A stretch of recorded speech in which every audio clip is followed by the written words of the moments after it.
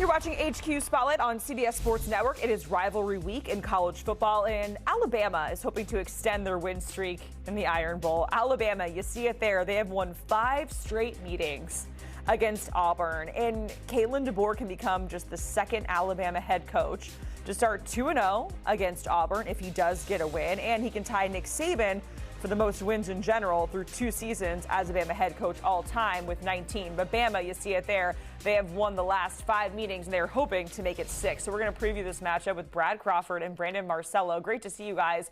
Auburn would love nothing more than to just spoil the CFP hopes for Alabama here, right? Bama, they're in the mix as of now as a 2-loss SEC team, a 3-loss SEC team. It kind of gets a little dicey, right? Not a lot of room for error. So, Brad, can Auburn completely spoil Bama's CFP bid with a win in this game this weekend? They certainly could, and this is why we love rivalry weekend, right? It's a chance for one program under an interim coach to generate some excitement here in late November by knocking out its hated rival, not only from the SEC championship scenarios, but the playoff as well. Like you said, I don't see a scenario in which a 3-loss SEC team gets in unless Alabama wins this weekend and then loses in Atlanta the following weekend. So 10-3 overall gets Alabama in, but they've got to beat Auburn. And Auburn's a team right now that I know they've lost some close games against elite competition, but Jordan-Hare Stadium is going to be deafening Saturday night when you consider who the Tigers are playing. Yeah, considering just how bad Auburn's been in the last 2 years, those games have been relatively close, especially 2 years ago as we remember that classic final couple of minutes there in Auburn against Alabama. And then last year, Auburn went on the road into Tuscaloosa and only lost by 2 touchdowns in a relatively low-scoring game. And you could bet that Auburn's going to come out firing on all cylinders. They've got an interim coach in DJ Durkin who's trying everything in his power to get the full-time head coaching job there. You have a quarterback in Ashton Daniels who's trying to prove himself worthy of being worth that kind of Iron Bowl legend that is being quarterback in an Iron Bowl. And he's only had 2 starts at Auburn in his career, and now he's in this position. So a lot of pressure actually on Auburn in a game like this, but with it being at home, they'll be able to rest and relax a little bit more, play within their skin. My question, though, for Auburn is their defense. It's been electric and pretty much almost elite in some games this year, but they have struggled of late here since DJ Durkin, the defensive coordinator, has taken over as the head coach. So it makes me scratch my head a little bit what exactly has happened there and what the disconnect has been. But certainly they could mount this upset because Bama also offensively hasn't necessarily been all that explosive this season either. Yeah, and remember, with a win, Auburn gets to go to a bowl game. They go bowling, and with a loss, it would mark their 5th straight losing season. When it comes to impact players to watch for Auburn, Brandon, are you looking at the defensive side of the ball, or are you going offense? No, I'm going to go with the bright and pretty little thing out there, and which is the quarterback position always. And Ashton Daniels making only his 3rd start in his career at Auburn, and in a situation where they sat him last week against Mercer so he can maintain his redshirt eligibility and rest up for this game against the Tide. So what has he been doing in this week or so to prepare himself, not just physically, but mentally? This has never been a bigger game in his career that he's had to play in, and this is the one. The good one for him is that he gets to do so in front of his home crowd. He's going to have that going along with him. But other than the Vanderbilt game where he really broke out, threw for more than 300 yards, he's been very hot and cold, not just at Auburn, but in previous stints previously on the West Coast. So what kind of Ashton Daniels are we going to see on the football field at Jordan-Hare Stadium?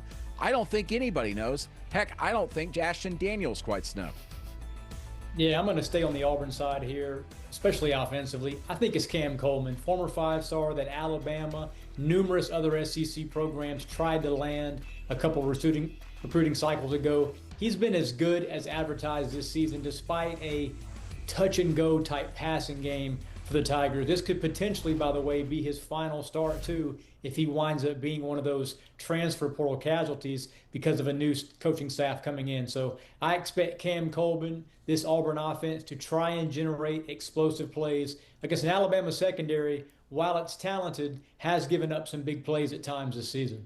Let's go over to the Bama side of things because the Tide, they've won 3 straight road games, each of those by 1 possession since losing the season opener on the road at FSU, which feels like another lifetime ago at this point. Brad, what is it going to take for this Bama team to run up the scoreboard on the road at a very hostile environment. Yeah, if Alabama's worried about style points, and they're going to wind up getting beat Saturday night. Bama just needs to win this game, get to the playoff, get to Atlanta as an SEC championship game participant. I think you have to generate explosive plays. I think Ty Simpson has to avoid mistakes. We saw a couple weeks ago against Oklahoma, Alabama had 3 turnovers despite outgaining Oklahoma by more than 200 yards in that game. And that's why the Crimson Tide are in this predicament that they're in right now, facing this elimination game, so to speak, against Auburn. So you can't afford to go down 7-0 early in that game on the road. Then Jordan Hare, all the nightmarish possibilities for Alabama, all that could come to fruition if Auburn gets an early lead and then Ty Simpson, that offense, starts to press a little bit in front of 92,000. Yeah, we know things can get a little crazy in the rivalry games. All right, so our good friends at Sportsline, they always crunch the numbers for us and do the hard work in terms of the percentages. And the most likely SEC championship scenario is a Georgia-Alabama SEC championship. And, of course, that would mean A&M loses to Texas, Bama beats Auburn. Brandon, does Alabama perhaps have more to lose by getting to the SEC title game? Yeah, I bet they kind of wish that they could just beat Auburn and then sit at home and stay in the rankings and then go into the playoff. Because also you could see a situation with Alabama here where you beat Auburn this week and prove yourself in the CFP rankings to a position where you might even be able to host a playoff game based off their rankings that day. And then you go to the SEC championship game, and if you lose big time there or just lose at all with 3 losses, be knocked completely out of the playoffs. So you could be talking about a playoff team that could be playing at home to a team that's completely knocked out of the playoff race. So I know Alabama, they have a history. They want to win the conference championships, but man, you're going to beat Auburn. And if you do so, that's great. But goodness gracious, do you really want to go play in the SEC championship game in a game where Georgia is going to have the home field advantage in Atlanta and wants revenge for the way Bama beat them on the road? It's a very, very difficult spot. All right, when it comes to impact player to watch, you guys are on the same page with Ty Simpson, who had just as many interceptions in the first half against Eastern Illinois than he did all season previously combined. Not all interceptions are created equally, we know that. But, Brad, why is he your player to watch? And, Brandon, he's yours as well. And what are you going to be really keying in on for Ty Simpson in this matchup?